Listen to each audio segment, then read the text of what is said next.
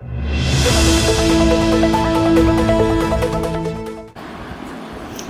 मे आज महाराष्ट्र दिनाच्या सर्वांना शुभेच्छा. कलासागर प्रसारक मंडळाची आमची शाळा आहे, सरस्वती भवन नाईकनगर येथे आहे. आणि शाळेचे वैशिष्ट्य असे आहे की शाळा शासकीय अनुदानित असल्यामुळे 5वी ते 12वीपर्यंतच्या मुलांना निःशुल्क इथे प्रवेश मिळतो.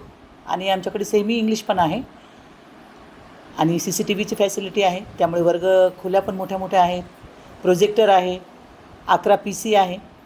आणि आमचे जे शिक्षक आहेत वेल क्वालिफाईड आहेत, B.Ed वगैरे झालेले. आणि त्यामुळे शाळेमध्ये तुम्ही जे गोरगरीब आहेत त्यांना निःशुल्कपणे प्रवेश मिळाला जाईल, कोणतीही अडचण येणार नाही. सेमी इंग्लिश असल्यामुळे सेमी इंग्लिशचे पण प्रवेश घेऊ शकतो आपण.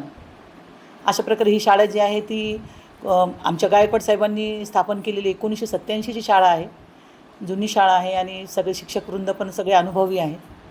ज्यांना कोणाला प्रवेश घेण्याची इच्छा असेल तर ते येऊ शकतात. मॅम, गोरगरीब विद्यार्थी जर आपल्या शाळेमध्ये ॲडमिशन घेऊ इच्छितो त्यासाठी तुम्ही काय हे कराल मदत? एकंदरीत विद्यार्थी तुमच्या शाळेमध्ये ॲडमिशन घेऊन उच्च अंकाने हे गुण प्राप्त करून यशस्वी होईल अशा अर्थी तुम्ही त्या गोरगरीब विद्यार्थ्यांना काय हे कराल मदत? आता 1ली ते 8वीपर्यंतची पाठ्यपुस्तकं तर त्यांना फ्रीच आहेत. ओके. पुस्तकं तर आहेत, पण एखादा खरंच खूप गरीब विद्यार्थी असेल तर त्यांना आम्ही वह्या वगैरे पण काही फ्री देतो किंवा युनिफॉर्म देतो. आणखी काही त्यांना मदत करू शकतो आम्ही.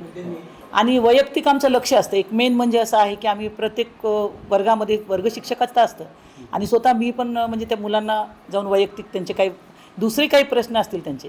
आणि ते आजूबाजूला आमच्याकडे हॉस्टेल्स आहेत, शासकीय हॉस्टेल आहेत, अनुदानित हॉस्टेल आहेत. एकंदरीत त्यांना आपण तिथे हॉस्टेलला पण प्रवेश घेऊ, जेणेकरून त्यांना राहण्याची आणि शिकण्याची दोन्ही त्यांची सोय होईल.